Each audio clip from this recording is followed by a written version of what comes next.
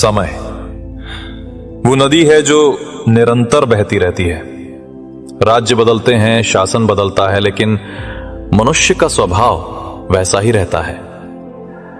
प्राचीन भारत में जब पाटलिपुत्र की धरती पर मौर्य साम्राज्य अपनी जड़ें जमा रहा था, तब उस साम्राज्य के पीछे एक महान मस्तिष्क था, आचार्य चाणक्य।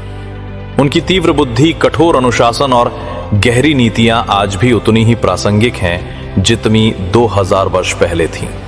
नमस्कार दोस्तों, स्वागत है आपका अपने YouTube चैनल में।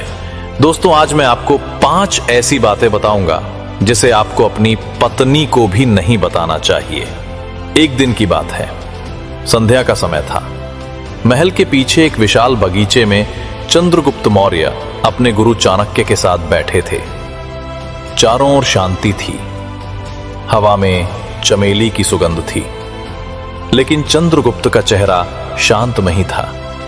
उसकी आंखों में संशय था, माथे की रेखाएं गहरी हो गई थीं। चाणक्य ने कहा, वत्स, तुम्हारे मन में कोई बोझ है। राजा होते हुए भी तुम्हारा मन अशांत है। बताओ क्या बात है। चंद्रगुप्त ने गहरी सांस ली और कहा, गुरुदेव, जब हम राज्य की बात करते हैं तो रणनीति और शक्ति दोनों साथ चलते हैं, लेकिन जीवन में जब बात पत्नी की आती है तो नीति कहां चली जाती है ये समझ नहीं आता। मैंने अपनी पत्नी से अपने मन की सारी बातें कहीं, अपने डर, अपनी कमाई, अपनी योजनाएं, पर परिणाम ये हुआ कि आज मैं स्वयं अपने घर में असहज महसूस करता हूं।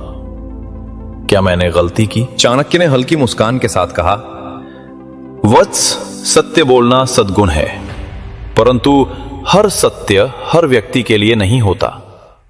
मनुष्य को यह समझना चाहिए कि कौन सी बात कब और किससे कहनी चाहिए।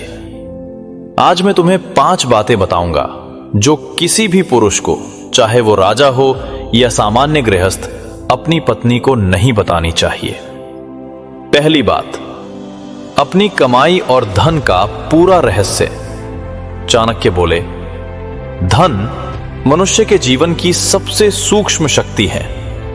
जिसे यह ज्ञात हो जाता है कि तुम्हारे पास कितना धन है, वो अनजाने में ही तुम्हारे निर्णयों को प्रभावित करने लगता है। जब कोई पुरुष अपनी पत्नी को अपनी सारी आय का खुलासा करता है तो कई बार उसका उपयोग नियंत्रण के रूप में होता है। स्त्री स्वभाव से घर की सुरक्षा चाहती है। वो भविष्य की चिंता में खर्चों पर रोक लगाने लगती है, भले ही कुछ आवश्यक हो। ऐसे में पुरुष स्वयं को बंधा हुआ महसूस करता है। ये बात धोखे की नहीं है, ये संतुलन की है। धन तभी सार्थक होता है जब उसका उपयोग विवेक से किया जाए, दबाव से नहीं। दूसरी बात, अपनी कमजोरियां और भय। मनुष्य की कमजोरी उसकी आत्मा का सबसे कोमल भाग है। जब कोई पुरुष अपनी कमजोरी बताता है तो वो दूसरों को अपने मन के द्वार खोल देता है, परंतु हर व्यक्ति उस द्वार से श्रद्धा के साथ नहीं गुजरता। पत्नी का हृदय कोमल होता है, पर परिस्थितियों में वही कमजोरी कभी हथियार बन सकती है।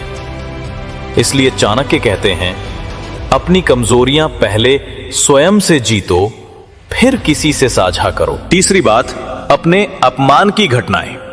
अपमान, चाणक्य ने कहा, मनुष्य के भीतर ज्वाला की तरह जलता है। यदि वो ज्वाला घर तक पहुंचे तो घर भी जल जाता है। पत्नी से यदि तुम अपने अपमान की कहानी कहोगे तो 2 बातें होंगी, या तो वो तुम्हारे लिए दुखी होगी या फिर वो अनजाने में उसका उल्लेख कर देगी, जिससे तुम्हारा आत्मसम्मान और घटेगा। उन्होंने एक प्रसंग कहा, एक बार एक ब्राह्मण को राजा ने सभा में डांट दिया। ब्राह्मण ने यह बात अपनी पत्नी को बताई। पत्नी ने सहानुभूति जताई, पर बाद में हर विवाद में कहने लगी, जब राजा तुम्हें अपमानित कर सकता है तो तुम दूसरों से क्या अपेक्षा रखते हो। ब्राह्मण का आत्मविश्वास धीरे धीरे टूट गया। वही ब्राह्मण जो विद्वान था अब संकोच में जीने लगा। चौथी बात, अपने दान या सहायता का बखान। दान एक पवित्र कर्म है चाणक्य बोले, परंतु जब दान का उल्लेख किया जाता है तो उसमें से पुण्य का तेज घट जाता है। यदि तुम किसी की सहायता करो तो वो तुम्हारे और ईश्वर के बीच की बात होनी चाहिए। जब पत्नी को हर बार बताओगे कि किसे क्या दिया, तो या तो वो आर्थिक चिंता करेगी या फिर उसकी दृष्टि में वो दान व्यर्थ लगेगा। दोनों ही स्थितियां अशांति लाती हैं। पांचवी बात, भाई या मित्र को दिया गया उधार। विश्वास और धन दोनों का संगम बहुत नाजुक होता है, चाणक्य ने कहा। जब कोई पुरुष अपने भाई या मित्र को उधार देता है तो वो संबंधों पर आधारित होता है, गणना पर नहीं। यदि पत्नी को यह बात बताई जाए और पैसा वापस ना आए तो घर में अनावश्यक विवाद शुरू हो जाते हैं। स्त्री घर की सुरक्षा चाहती है। वो पूछेगी, तुमने उसे क्यों दिया, क्या वो लौटाएगा? और ऐसे प्रश्नों से विश्वास टूट जाता है। उन्होंने कहा, इसलिए यदि तुम किसी अपने को उधार दो तो ये तुम्हारा निर्णय हो, घर की चर्चा नहीं। जब धन और संबंध एक साथ मिलते हैं तो विवेक बहुत आवश्यक है।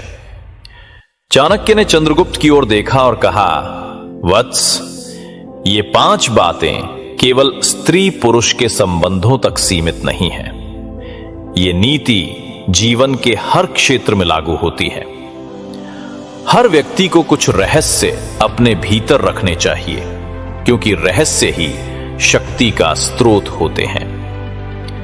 चंद्रगुप्त ने प्रणाम किया और बोला, गुरुदेव, आज मैंने समझा कि नीति केवल राज सत्ता के लिए नहीं, जीवन के लिए भी आवश्यक है। चाणक्य ने आशीर्वाद दिया, याद रखो वत्स, जो अपने मन पर शासन कर सकता है वही संसार पर शासन करने योग्य है। आज के युग में ये शिक्षाएं पुरुष या स्त्री के लिए नहीं, बल्कि हर इंसान के लिए समान रूप से लागू होती हैं। रिश्ते में पारदर्शिता जरूरी है, परंतु सीमाएं भी। हर इंसान को अपने भीतर एक कोना सुरक्षित रखना चाहिए, जहां उसकी आत्मा स्वतंत्र रहे। चाणक्य के ये 5 सिद्धांत हमें ये सिखाते हैं कि हर बात कह देना ईमानदारी नहीं, कुछ बातें छिपा लेना भी बुद्धिमानी है।